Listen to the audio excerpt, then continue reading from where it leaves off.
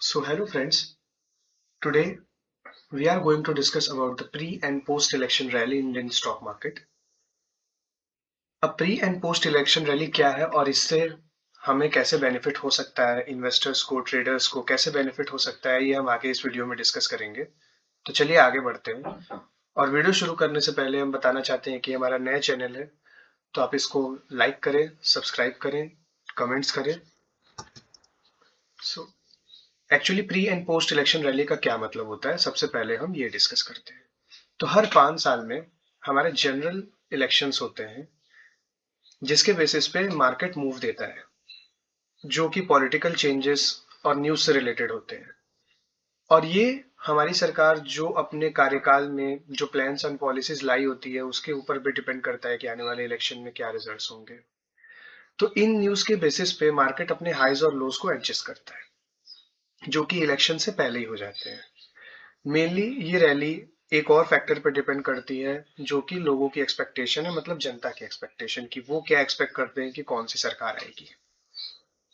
अब अगर हम आगे बढ़ते हैं तो मैंने आपके लिए पिछले 5 सत्रों का मार्केट का एनालिसिस किया है, जिसमें हम जानेंगे कि पिछले 5 जनरल इलेक्शंस में मार्केट ने कैसा परफॉर्म किया है।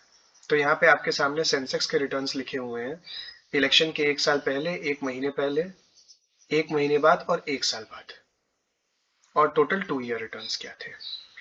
तो अगर हम 1999 से स्टार्ट करते हैं तो 1999 में सबसे पहले अटल बिहारी वाजपेयी जी की सरकार बनी थी, जिसमें निफ्टी ने 1 साल में 50% का रिटर्न दिया था।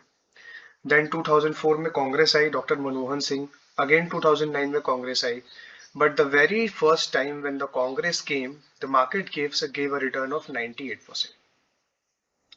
सेकेंड टाइम में इट वाज -24.9%। इसके लिए we can not blame a government, because 2008 में एक बहुत बड़ा बबल बना था, हाउसिंग बबल, जिसकी वजह से 2008 का क्रैश हुआ था।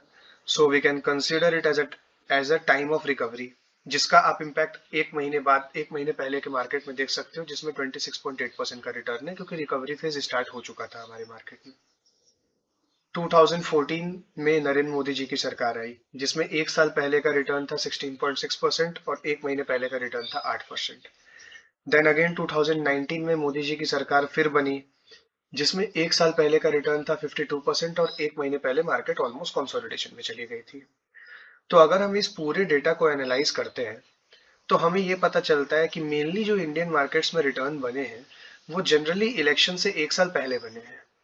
और मैंने आपके लिए 2024 की एनालिसिस करके निकाली है। तो 2024 में अभी तक में 1 साल में सेंसेक्स ने 27.3% का रिटर्न दिया है, और अगर हम इन सारे साल का एवरेज कर ले तो एवरेज रिटर्न 36.52% आ रहा है मार्केट का। 1 महीने पहले का अगर हम एवरेज करें तो 6% आ रहा है। 1 महीने बाद का either it is a consolidation और it is slightly negative returns. 1 साल बाद का इट इज 12%। सो इस डेटा को देख के हमें ये पता चलता है कि it is a right time to invest into the markets, क्योंकि 1 साल पहले का और 1 महीने पहले का इलेक्शन के जो रिटर्न्स है वो कंपैरेटिवली बेटर है as compare to post election rally. So ये टाइम कौन सा इन्वेस्ट करने का, तो इन्वेस्ट करने का सबसे बढ़िया टाइम जो प्री इलेक्शन में रैली में होता है वो होता है March, April and May. These 3 months you can make the position and you can earn a good profit into the markets. अब ये प्रॉफिट अर्न करने के लिए हमें कैसी स्ट्रेटजी फॉलो करनी है, कौन से सेक्टर्स पे फोकस करना है, ये हम इस वीडियो में आगे डिस्कस करते हैं। So how to participate in the rally. So जैसा कि अभी मैंने पहले भी डिस्कस किया कि हिस्टोरिकली रैली का टाइम जो है वो मार्च टू मई होता है, और आप पोजीशंस बनाना स्टार्ट कर सकते हो by the end of February। So this is a very good time to start making your positions. Now positions को हमें कैसे बनानी है, तो हमें 3 months के व्यू के साथ बनानी है, और जैसे जैसे हमारा प्रॉफिट आता जाए हमें अपने स्टॉप लॉस को ऊपर ट्रेल करते हुए चलना है। अब हमें कौन से सेक्टर्स पे फोकस करना है, तो अगर हम लास्ट 5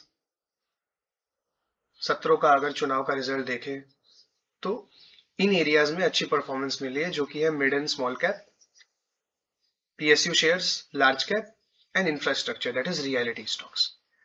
बट इसमें सारे शेयर्स तो परफॉर्म करेंगे नहीं, और शेयर्स को पिक करना काफी अभी ट्रिकी हो चुका है, क्योंकि ऑलरेडी अभी market all time high levels पे चल रहा है, और स्टॉक्स भी mainly mid cap, small cap and PSU तो बहुत सोर किए हुए हैं, they are at a very higher levels. तो इसमें हमें कौन से स्टॉक्स में एंटर करना चाहिए जो कि हमें एक अच्छा रिटर्न दे देंगे, तो आइए हम जानते हैं उसकी एनालिसिस हम कैसे करेंगे। सो सबसे पहले पीएसयू शेयर्स पे हम फोकस करते हैं। पीएसयू में हमें कहाँ फोकस करना है, तो इन स्टॉक्स ने जिन्होंने अच्छे क्वार्टरली रिजल्ट्स पोस्ट किए हैं, जैसे हुडको, आरईसी और भी कंपनीज हैं, इनके क्वार्टरली रिजल्ट्स बहुत अच्छे आए हैं, आप यहाँ पे फोकस कर सकते हो। और भी स्टॉक्स हैं, आप रिसर्च करोगे, और if you want more information you can comment and I will tell you the shares which have given better returns. Oh sorry, which have posted good results. फिर हम स्मॉल कैप में invest कर सकते हैं। Small cap में किन कंपनियों के साथ, तो मेनली स्मॉल कैप में हमें उन कंपनियों के साथ जाना है जिन कंपनियों ने के बारे में इंतरिम बजट में बात हुई है। इंतरिम बजट में हमारे किन पे बात हुई है, सोलर पावर पे बात हुई है, to reduce the electricity bill. Power sector के बारे में बात हुई है, solar and power sector, that is the power is regarding the charging station and everything. Railways पे बात हुई है, कॉरिडोर्स बनाने के लिए। Housing sector for rural development. अब इनसे रिलेटेड शेयर्स जिनके फंडामेंटल्स अच्छे हैं हम उनमें इन्वेस्ट कर सकते हैं। अगर हम सोलार में आए तो भी कुछ शेयर्स हैं। रेलवेज में हमारे Texmaco, Jupiter wagon, RVNL are very good stocks. Housing में अगर हम आते हैं तो हमारे पास गणेश हाउसिंग है, जिसने आज ऑल टाइम हाई अचीव कर लिया, 10% ऊपर है आज। रेपको होम है, और भी हाउसिंग शेयर्स हैं, और आप देख भी रहे हैं मार्केट में हाउसिंग शेयर्स ऑलरेडी रैली कर रहे हैं irrespective of market situation. So in shares में अगर हमें थोड़ी करेक्शन मिलती है तो हम स्लोली एंड ग्रेजुअली अपना पैसा लगा सकते हैं। ना रियलिटी शेयर्स में आते हैं, लाइक इंफ्रास्ट्रक्चर।